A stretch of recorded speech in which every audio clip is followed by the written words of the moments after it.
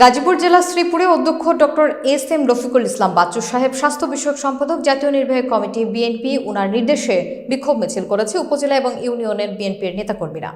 আগামী রাষ্ট্রনায়ক ভারপ্রাপ্ত বিএনপির চেয়ারম্যান তারেক রহমানের সকল মিথ্যা মামলা প্রত্যাহার এবং গণহত্যাকারী ফ্যাসিস্ট আওয়ামী লীগ ও তার দোসরদের বিচারের দাবিতে বিক্ষোভ মিছিল করেছে শ্রীপুর উপজেলা তেলিহাটি ইউনিয়ন এবং ওয়ার্ড সহ সকল নেতাকর্মী। 24 নভেম্বর রবিবার বিকাল 5টায় আনন্দ মিছিল এবং পথসভা করেছে। তালতলী মুরগি বাজারে পর্যন্ত বাজার সকল রাস্তা প্রদক্ষিণ করে মোড়ে এসে বক্তব্য রাখেন। বিস্তারিত থাকছে নূর হোসেন সুমনের তথ্যচিত্রে। বিক্ষোভ মিছিল এবং পথসভার সভাপতি আবু সাইদ মাস্টার, সাবেক সাধারণ সম্পাদক তেলিহাটি ইউনিয়ন বিএনপি, পরিচালনায় ছিলেন মোহাম্মদ জাহাঙ্গীর ইসলাম আতিক, সিনিয়র যুগ্ম আহ্বায়ক শ্রীপুর বিশ্ববিদ্যালয় কলেজ ও ইঞ্জিনিয়ার মামুন, যুগ্ম আহ্বায়ক শ্রীপুর উপজেলা ছাত্রদল।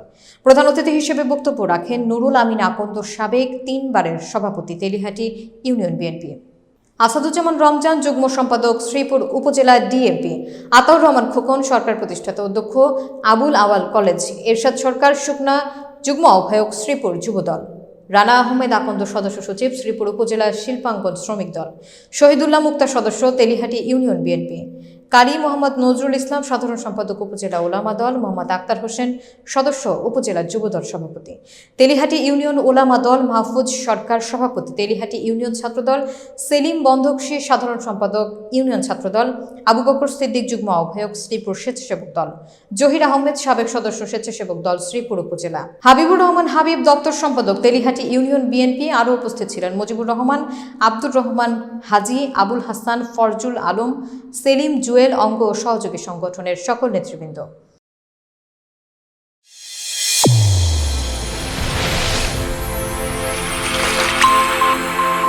চ্যানেল A1 হৃদয়ের স্পন্দন।